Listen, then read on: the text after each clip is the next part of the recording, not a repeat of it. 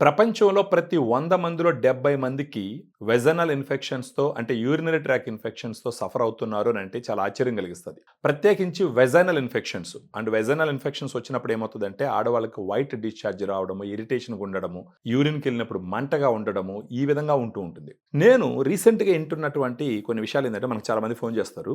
వాళ్ళు చెప్పింది ఏందంటే, "సార్ మనం ఎన్నో దగ్గరలు తిరిగినాము, ఎన్నో రకాల మందులు వాడినాము.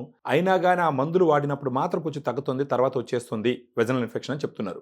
సో ఇక్కడ ఉన్న పాయింట్ ఏంటంటే మామూలుగా వెజనల్ ఇన్ఫెక్షన్స్ రాగానే ఫస్ట్ వాడేటటువంటి మెడిసిన్స్ ఏంటి అంటే యాంటీబయాటిక్స్, యాంటీఫంగల్స్, వెజనల్ వాషెస్ వాడతారు. వాటిని వాడినప్పుడు ఏమవుతుంది, అక్కడ ఉన్నటువంటి బ్యాడ్ బ్యాక్టీరియాను అప్పటికప్పుడు కంట్రోల్ చేస్తుంది. అదే సమయంలో ఈ యాంటీ బ్యాక్టీరియల్కి, వెజనల్ వాషెస్కి, యాంటీ ఫంగల్స్కి good bacteria, bad bacteria difference తెలియదు.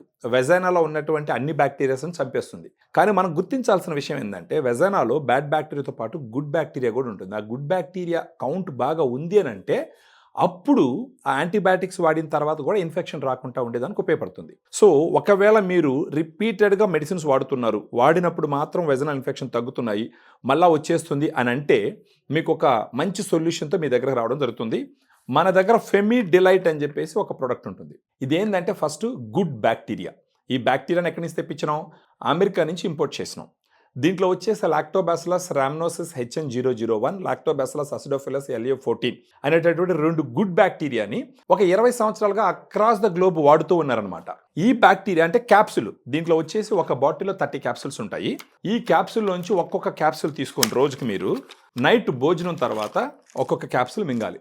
ఇలా ఒక 3 నెలల పాటు వాడుకున్నారు అని అంటే మీకు మళ్ళీ వెజనల్ ఇన్ఫెక్షన్స్ రాకుండా కాపాడేటటువంటి అవకాశాలు ఎన్నో ఉన్నాయి. సో మీకు ఇప్పుడు ఫెమిడిలైట్తో పాటు మీకు మళ్ళీ వెజనల్ ఇన్ఫెక్షన్స్ రాకుండా మళ్ళీ మీరు ఇబ్బంది పడుకుంటుంటానికి నాతో పాటు దీనితో పాటు ఇంకొక ఫ్రెండ్ UT బ్రీజ్ అనేసి ఇంకొక ప్రోడక్ట్ ఉంది.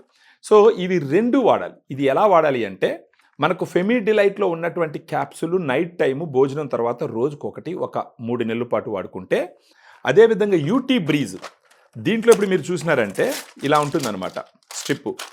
దీంట్లో క్రాన్బెర్రీ ఎక్స్ట్రాక్ట్, డిమాన్యూజ్ అనే 2 సప్లిమెంట్స్ ఉంటాయి.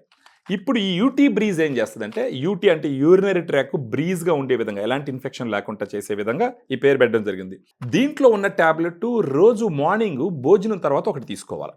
ఇది మాత్రం ఒక నెల రోజులు వాడుకుంటూ దీన్ని ఒక 3 నెలల పాటు వాడుకుంటే మీకు మళ్ళీ వెజనల్ ఇన్ఫెక్షన్స్ రాకుంటుండేదానికి అవకాశాలు చాలా ఎక్కువ ఉన్నాయి. ఫెమిడిలైట్, UT బ్రీజ్ ఇవి 2 వచ్చేసి ఎక్సలెంట్ ఫ్రెండ్స్ లాగా పనిచేసి ఎలాంటి సైడ్ ఎఫెక్ట్స్ లేకుండా మీకు ఈ వెజనల్ ఇన్ఫెక్షన్ తగ్గించేదానికి అవకాశాలు ఉంటాయి.